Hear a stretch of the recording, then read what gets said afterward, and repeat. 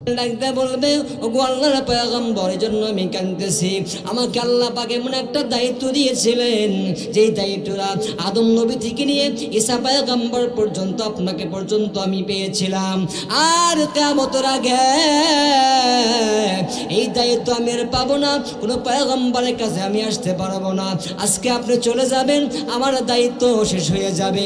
এজন্য আমি জিব্রাইল ডাকতে বলবেন, ওগো আল্লাহর পয়গম্বর, আপনার চোখে কেন পানি দেখা যায়, আপনি কেন কাঁদতেছেন? আল্লাহর হাবিব চোখের পানি ছেড়ে দিয়ে বলবে, জিব্রাইল রে, আমি এজন্য কাঁদতেছি, আমি চলে যাব, আমার এই উম্মতের রাহবারি দেখবে কে? আমি কাঁদতেছি, উম্মতের খবর কে নিবে? উম্মতের দ্বারক বাও কে হবে? উম্মতকে জাহান্নাম থেকে কে বাঁচাবে? এজন্য আমি কাঁদতেছি। আল্লাহ জানায় দেয়, হাবিব গো, আপনি কাঁদবেন না। আমি আল্লাহ ওয়াদা দিলাম, আপনাকে আমি যতক্ষণ পর্যন্ত কিয়ামতের ময়দানে সন্তুষ্ট না করতে পারবো, অতক্ষণ পর্যন্ত আমি আল্লাহ আপনার আদালত ছাড়ব না। যেটা কান্না সুবহান। আমি আল্লাহ পাক কিয়ামতের ময়দানে আপনাকে খুশি করবই, আপনাকে রাজি করবই, আপনি কোনো চিন্তা করবেন না। হাবিব, এই উম্মতের দায়িত্ব আমি আল্লাহ পাক নিজে নিলাম। সুবহানাল্লাহ।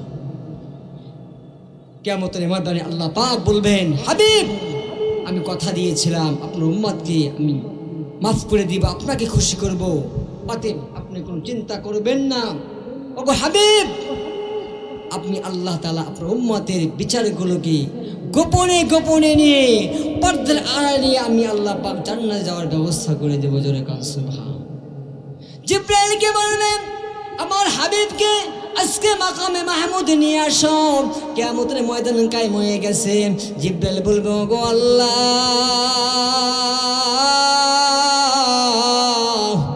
আমি জিব্রাইল পর্যন্ত ভুলে গেছি কোথায় আপনার নবীর কবর।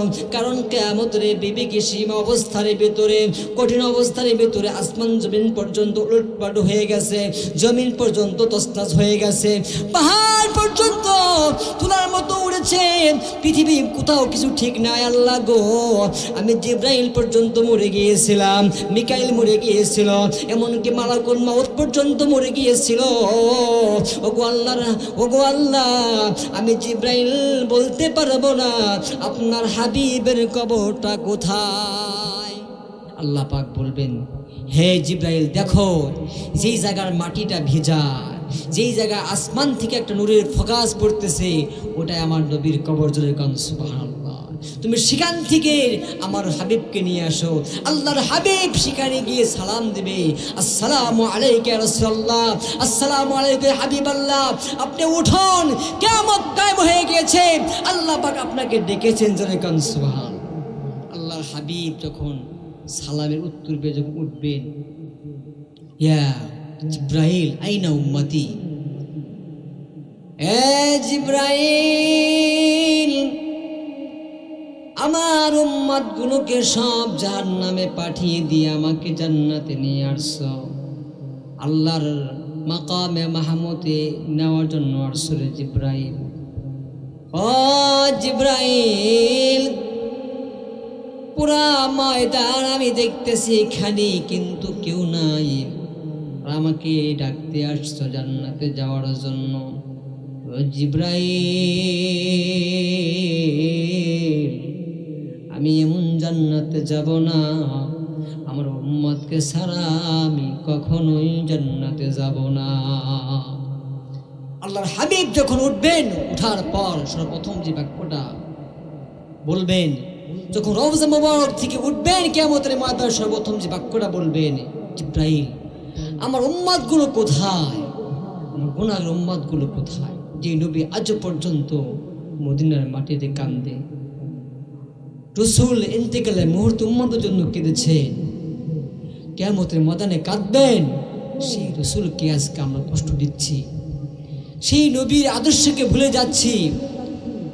আমি যদি নবীকে ভালো না বাসি, নবীর আদর্শকে ভালো না বাসি, আল্লাহর দ্বীনকে ভালো না বাসি, নবীকে যদি না চিনি, শোনেন কিয়ামতের ময়দানে আমার আপনাও নবী আমাকে আপনাকে চিনবে না। যদি আজ এই জিন্দেগিতে আমার নবীকে আমি চিনি, আল্লাহর কালামকে আমি চিনি, আল্লাহকে চিনি, রসুলকে চিনি, কিয়ামতের ময়দানে আল্লাহ পাক তাদের ওই দিন হাবিবকে আমার সঙ্গে সাক্ষাৎ করে দিবেন। নবী ওই দিন আমাকে চিনবেন, আল্লাহ পাক আমাকে চিনবেন। ومن أعرض عن ذكري فإن له معيشة ضنكا। আল্লাহ পাক বলেন কিয়ামতের ময়দানে আমি কিছু সংখ্যক মানুষদেরকে অন্ধ করে উঠাবো। তখন লোকেরা বলবে, তারা বলবে, ওগো মালিক, কেন আমাদেরকে অন্ধ করে উঠাইলাম? আল্লাহ পাক ডাকতে বলবে, রে বান্দা, তোমরা আমার কোরআন থেকে, আমার নবীর বাণী থেকে, আমার দিন থেকে অন্ধ ছিলাম, বিমুখ ছিলাম। আমি আল্লাহ পাক আজকে কিয়ামতের ময়দানে আমি আল্লাহ পাক তোমাদেরকে ভুলে গেলাম। যেরকম ভাবে আমার দিনকে, আমার নবীকে, আমার ইসলামকে দুনিয়াতে ভুলে গিয়েছিলাম, তদ্রূপ ভাবে আমি আজকে কিয়ামতের ময়দানে আমি আল্লাহ তোমাদেরকেও ভুলে গেলাম। নাউজুবিল্লাহ। দেয়ার ইজ দ্য টুথ, কোনো সন্দেহ নাই। এ ভাই, দিনের পথে আসি।